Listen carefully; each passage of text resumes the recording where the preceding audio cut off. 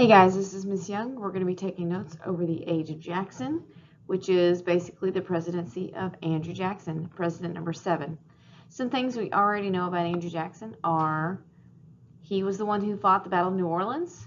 Remember, this was one of the battles during the War of 1812. It was fought after the Treaty of Ghent was signed that ended the War of 1812. However, because news traveled slowly, he fought it not knowing that the war had officially ended, won the Port of New Orleans back for us, which was a huge score. The other thing we know about Andrew Jackson is he did go and snag Florida for us in the Florida cession. Basically went down to Florida and told the Spanish, hey, we're going to take this. And because the Spanish didn't have the funds to fight him off, they said, okay. So we got Florida thanks to Andrew Jackson. And, of course, Andrew Jackson is the guy on the $20 bill. We'll learn more about why that is significant later. Get your pencils ready. Let's move on.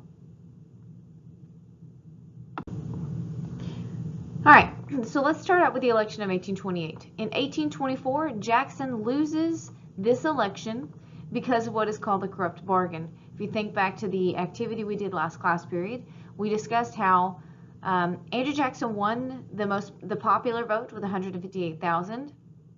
But the electoral vote is another set of numbers that is looked at. It was split 4 ways among the 4 candidates. And this corrupt bargain consists of Henry Clay, one of the candidates, giving all of his electoral votes to another guy, John Quincy Adams, and basically told John Quincy, look, I'll give you my electoral votes. You become president. Just make sure I get to be Secretary of State. They made this deal, and Jackson ends up losing and going home, even though he won the popular vote.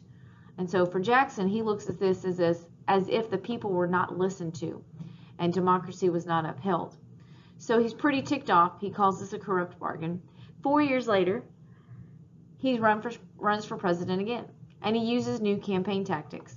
He uses rallies, parades, nominational convention. These are all different tactics used to manage to get the attention of the American people. The American people are ticked off about the 1824 election anyways. And so you really start to see an increase in voter participation in the election of 1828. In 1828, he does win, and he wins with the support of what we call the common man. Andrew Jackson was a common man for the common man. That's why I bring up the $20 bill. The $20 bill is the most commonly used paper money, or what we refer to as a note. It's the most commonly used note, and his face is on it. So it kind of helps you remember he's the common man for the common man. So when he wins the election of 1828, because he's out to allow all Americans to participate in politics, he invites them to the inauguration at the White House. The inauguration is this event where the president is sworn in to his actual presidency. And something that he is really well known for is during his presidency, he got rid of the requirement of property ownership in order to vote. So in other words, prior to Andrew Jackson, all those other elections before Andrew Jackson, if you voted, it's because you own land. If you did not own land, you did not vote. And Andrew Jackson got rid of having to own property as a qualification to vote. And people were pretty stoked. It obviously increased voter population after his presidency, voter participation after his presidency, because now you get a lot more people who can vote. So write everything down, move on when you're ready.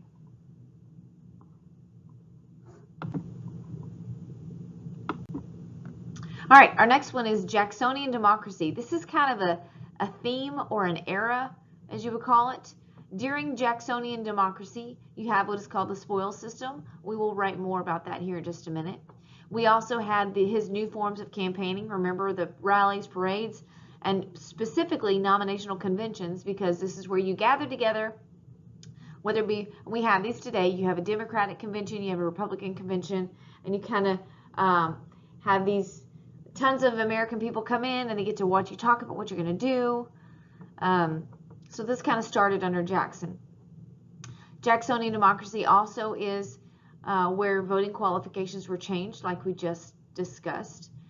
And yay, now you don't have to own land in order to vote, and people are pretty excited about it.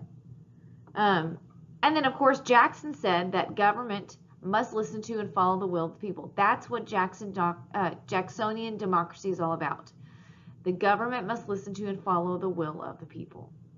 So wrap that up, move on when you're ready. All right, our next event is the Indian Removal Act of 1830. This takes place, as you can see on this map, takes place in southeast United States. This is the act which removed all tribes that are east of the Mississippi River to the west of the Mississippi River, specifically Oklahoma. So I will draw out the Mississippi River for you. Okay, so it's right here. This is the Mississippi. Notice all the tribes that are being moved. We have the Cherokee and the Creek Indians. We have the Seminoles in Florida. You have the Chickasaw and Choctaws in Mississippi. And they're all being forced to go, follow those arrows, to Oklahoma. They were given some compensation. The tribes received land, they received money and rifles. And it was meant to be peaceful, but Jackson was willing to use force when needed, and he does. The reason we wanted it is because all of this land over here, really good soil, really great for agriculture. We wanted to grow crops, and they were in our way. So Jackson said, look, get up, go. Let's do this. We need your land. I got you a place to go. I got tons of compensation. Come on. Let's get on it and get out of here. And so all tribes west of the Mississippi have now moved east. Excuse me. Let's try that again. All tribes east of the Mississippi have now moved west. So sorry. Write everything down. Move on when you're ready. All right. So the Trail of Tears comes off of the end of that Indian Removal Act. This was a result of the Cherokees refusing to move during the Indian Removal Act. This is in 1837. 16,000 Cherokees were escorted by federal troops to their new land. The deal is they refused to move. And like you saw earlier in the Indian Removal Act, Jackson was willing to use force, and he does. So he gets his federal troops together and forces the Cherokees off of their land.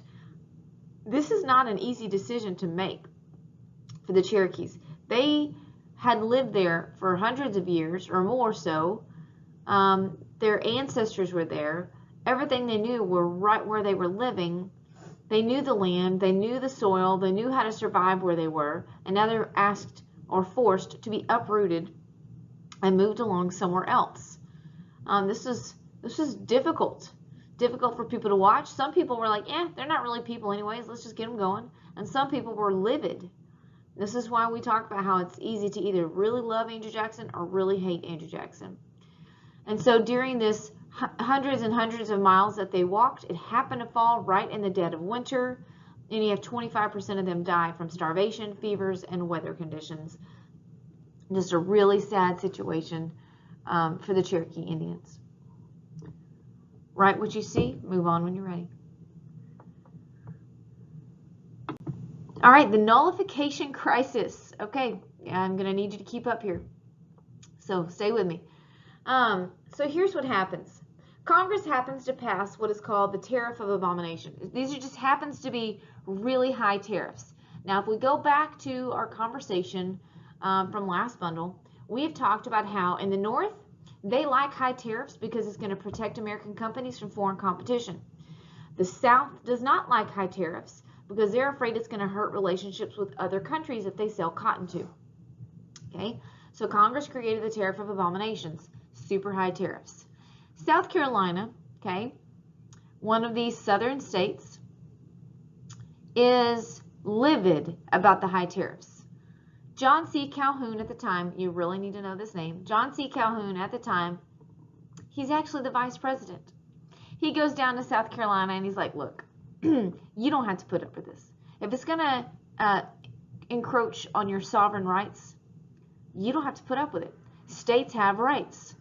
So South Carolina passes what is called the Nullification Act. Now, null, if you've ever heard the term null and void, it means to completely ignore. Say you're not going to do it. You stop dealing with it. And this Nullification Act declares the tariff of abomination illegal, and they're going to secede. Secede means to withdraw from the Union. So, South Carolina says they're going to not recognize the high tariffs. They're going to secede from the Union if something's not done about it. Okay, so they're going to break away from the Union. Notice how this sounds strangely familiar. This is just the beginning of the end. Okay, so this guy named Daniel Webster, he's totally against the Nullification Act that South Carolina has created, because Constitution doesn't give states this power. The only part of the government or the part of the country that has power to declare something illegal is the federal government. That's what Daniel Webster is saying. He's totally against the Nullification Act because the Constitution does not give states this power. It's not a state power. It's a federal power. Now, no other states follow South Carolina. Not this time. They look at South Carolina like, you crazy. Because Jackson creates what's called the Force Bill, which is basically using Army force to get them to do what they want. He also, Jackson also says, you know what? If you don't get your act together, I'm going to come down to South Carolina and hang all of y'all myself. And that includes my vice president, John C. Calhoun. So that does not surprise us coming out of Andrew Jackson, considering he's a real pistol. Luckily, Congress does create the Compromise Tariff of 1833, which manages to diffuse the crisis, and it lowers the tariffs just enough to keep the South from going nuts, and South Carolina withdraws their secession. They choose not to withdraw. So hopefully that makes sense. And we can get more into it if we need to. Move on when you're ready.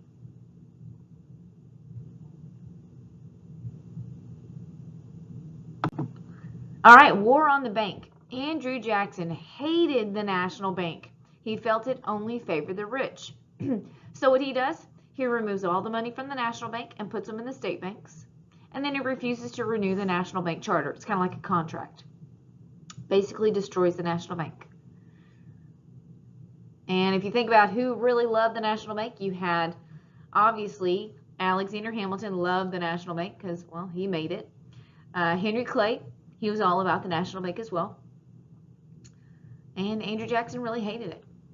So write everything you see. Move on when you're ready.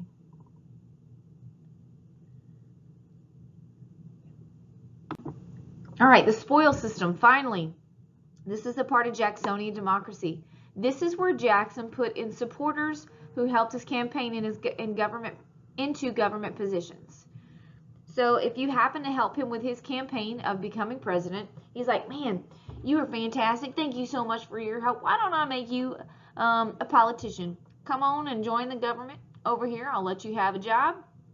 I don't care if you're not qualified for the job or not.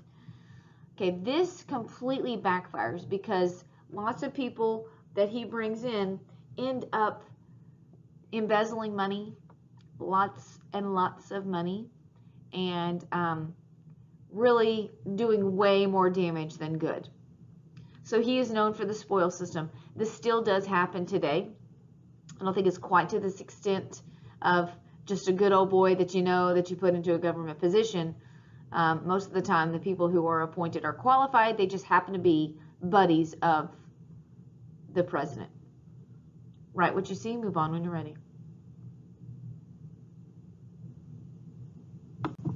All right. And last but not least is another court case, Worcester v. Georgia. So here's the issue. This guy that you see in the picture, this is Worcester. He is a white missionary who moved into Indian Territory in Georgia. So Georgia had some Cherokees in there, and Worcester moved into Cherokee Territory. Well, Georgia, the state of Georgia requires a license for any non-Indians living in Indian Territory. Worcester didn't get one. The decision here, well, so Georgia sues Worcester for living in Indian Territory without a license. It goes to court. John Marshall, here's that name again. He's the Chief Supreme Court Justice, and he rules in favor of the Cherokees, or Worcester rather, because here's what he says. Georgia has no right to make laws for Indian land. I mean, think about it. The Cherokees were there before Georgia was made, and Georgia just happened to build their state around them. And so John Marshall is basically saying, sorry, Georgia, they're not yours to deal with. So the significance is Cherokees are their own nation, and Georgia has no rule over them. Andrew Jackson is ticked about this decision. He basically says, you know what, Mr. Marshall, how about you go enforce it yourself? Because here's what Andrew Jackson thinks. If you think about the three branches of government, they each had their own job. Jackson's job is to enforce laws. And he's refusing to enforce the decision made under this court case because he doesn't like the decision. So he, in a snarky manner, tells Mr. Marshall, the Chief Justice of the Supreme Court, to enforce it himself. Well, guess what? It's not the Supreme Court's job. They don't get to enforce laws. That's not the role of the Supreme Court. That's the president and his cabinet's role to enforce laws. So he's kind of sitting back saying, good luck with that since that's not your job, and I'm not going to do it, so I guess it's not going to happen. And then because of this, it leads to the Indian Removal Act, which we have already discussed. So write what you see. We got one more slide. Move on when you're done. All right, so you're going to be gluing this onto page 71 of your notebook along the spiral edge, since you do have a front and back. Have your the smaller boxes facing up so you have more to look at without having to turn the page. And wait for instruction.